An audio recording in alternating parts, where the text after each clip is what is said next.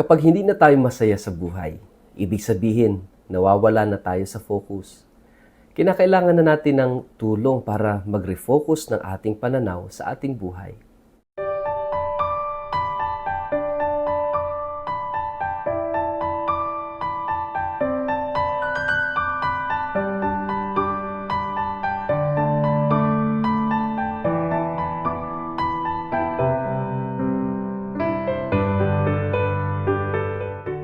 Ang mabuting balita ng Panginoon ayon kay San Juan. Si Maria ay nakatayong umiiyak sa labas ng libingan. Habang umiiyak ay yumuko siya at sumilip sa loob. May nakita siyang dalawang anghel na nakadamit ng puti at nakaupo sa pinaglagyan ng bangkay ni Jesus. Ang isa'y sa gawing ulunan at ang isa namay sa paanan. Tinanong nila si Maria, "Babae, bakit ka umiiyak?" Sumagot siya, "Kinuha nila ang aking Panginoon at hindi ko alam kung saan siya inilagay." Pagkasabi nito'y napalingon siya at nakita niya si Jesus na nakatayo roon. Ngunit hindi niya nakilalang si Jesus iyon. Tinanong siya ni Jesus, "Babae, bakit ka umiiyak? Sino ang hinahanap mo?"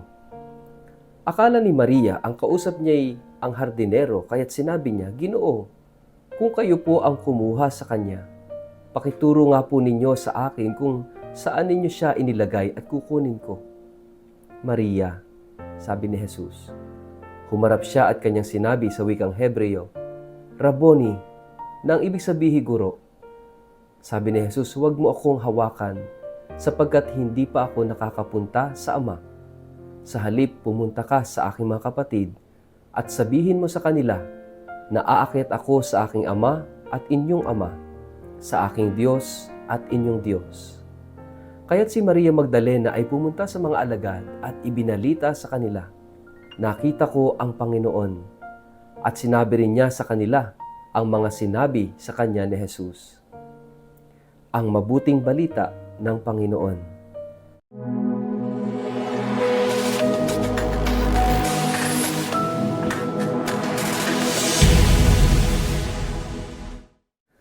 Mapagpalang araw po sa inyong lahat. Kumusta po kayo? Ang ating pong word of the day ay refocus. Bago po tayo magpalalim sa ating pong reflection ngayong araw na ito, kayo'y muli kong inaanyayahan na huwag kakalimutan na mag-like, follow at subscribe sa ating page na Word of the Day. Ganon din po, pakishare ang videong ito sa inyong kapamilya, kamag-anak, kaibigan, mga kakilala sa social media, para po sama-sama tayo sa pagiging media evangelizers at online missionaries na nagpapalaganap ng salita ng Diyos sa mundo ng social media. Paki-like and follow na rin po ako sa YouTube at sa Instagram. Mga kapatid, lalong-lalo na sa lahat ng mga followers natin dyan sa Japan, ako po ay nasa Fukuoka, Japan mula April 3 hanggang 9 para po maglunsad ng recollection, ng conference, and ng misa, magdiwang na banal na misa sa darating na weekend sa Divine Mercy Sunday. At sana po magkita-kita tayo at magkasama-sama sa Fukuoka, Japan. Mga kapatid, ngayong araw na ito, Easter Tuesday, ay dinadala po tayo ng ating pagbasa ng ating gospel sa karanasan ni Maria Magdalena, kung paanong hindi niya nakilala si Jesus na muling nabuhay. Balikan po natin yung kwento. Balikan natin kaunti yung sitwasyon. Si Maria Magdalena ay umiiyak, nalulumbay, nagluluksa at siya ay nakatuon, nakatingin sa libingan. She was outside the tomb, pero ang kanyang paningin ay nakafocus sa libingan. Wala na dun si Jesus, pero doon pa rin siya nakatingin. At hindi niya namalayan na nandun na si Jesus. Akala niya, yung nakita niya ay isang hardinero.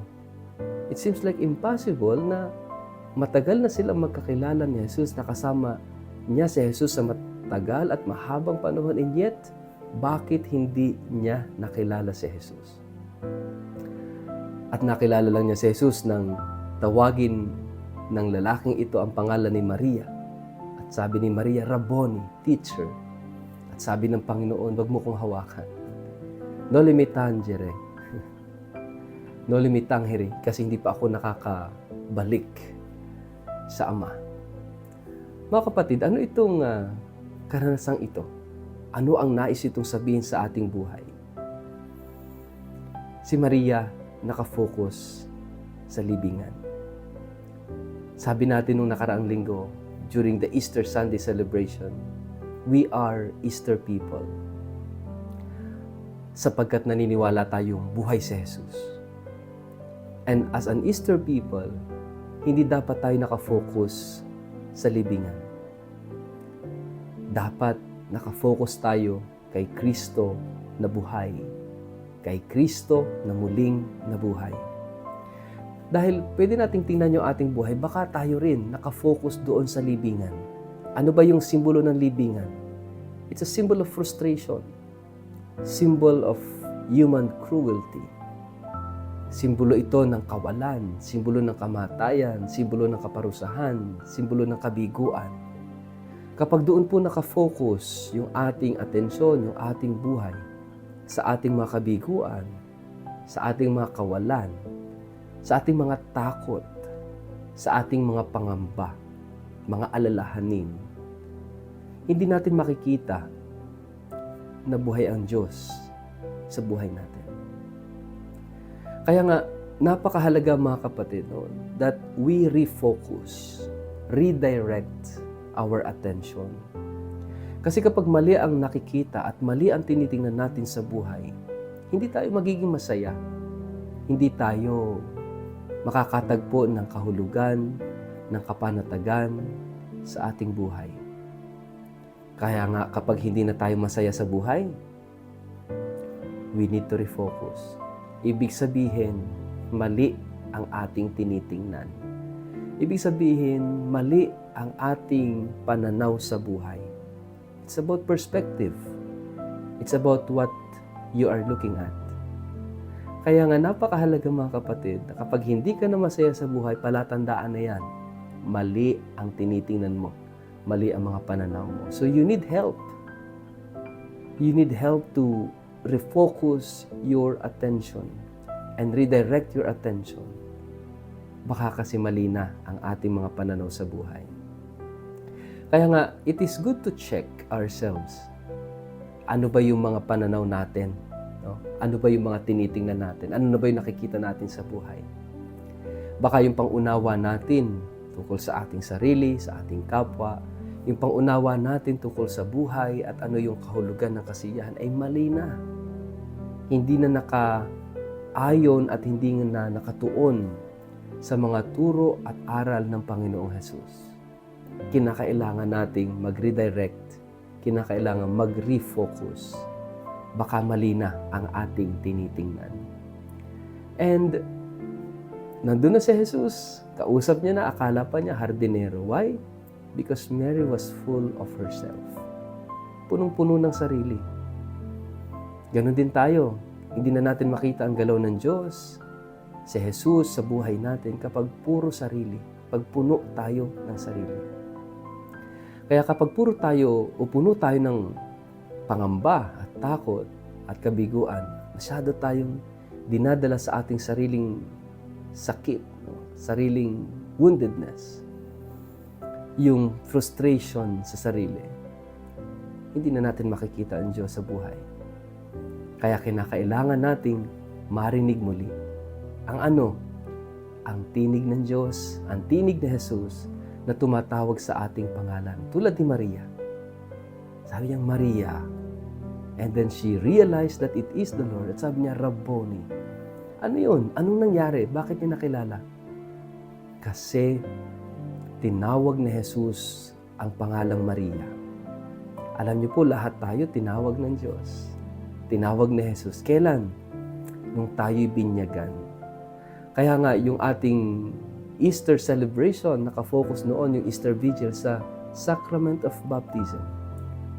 Tayo'y nagpanibago ng ating pangako sa binyag because nung tayo'y binyagan, tayo ay naging mga anak ng Diyos, tagapagmana ng buhay na walang hanggan, tayo ay minahal at tinubos ng Diyos. It is like saying, ako ito na nagmamahal sa iyo hanggang wakas, na tumatawag sa iyo at inihahayo ka sa misyon Ako si Jesus. Ito yung kinakailangang ma-remind tayo mga kapatid, na buhay ang Diyos.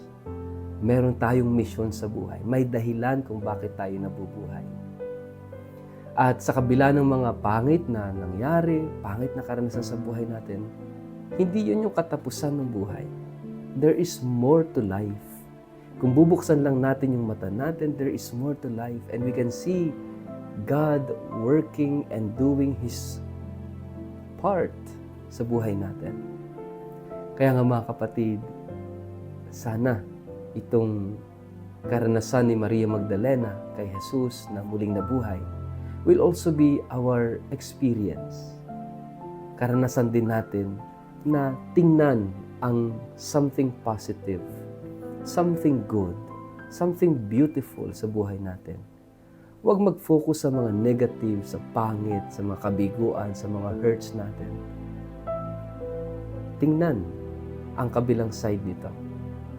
Hindi yung libingan, kundi yung magandang halamanan, the garden. Si Maria Magdalena nakafocus sa libingan. Si Jesus nandun sa halamanan. So it is a way of, redirecting, refocus. Focus on the garden, Jesus is there. Focus on positivity, Jesus is there. Focus on love, focus on goodness, nandun si Jesus, buhay. Sa ngalan ng Ama, at ng Anak, at ng Espiritu Santo.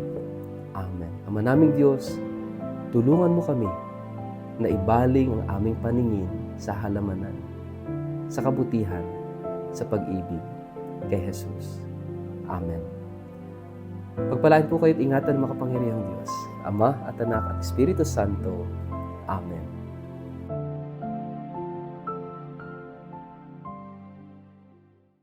Sa lahat po ng aking mga followers ng Word of the Day at mga kapatid nating Pilipino dyan po sa Japan, sana po magkita-kita tayo sa darating na April 6 at 7 dyan po sa Fukuoka. Magkakaroon po ako ng talk at magdiriwang ng banal na misa sa April 6, araw ng Sabado, from 1 o'clock to 4 o'clock in the afternoon sa St. Augustine Sasaoka Catholic Church, dyan po sa Chuku, Fukuoka. At sa Divine Mercy Sunday, April 7, nariyan po ako ng 11 o'clock hanggang 5 o'clock in the afternoon sa Daimyo Machi Catholic Church sa Choku, Fukuoka. God bless po at sana ay magkita-kita po tayo, magkakwentuhan, magdasal, magnilay at magdiwang ng banal na misa. God bless po at umaasa po ako na makita ko po kayo.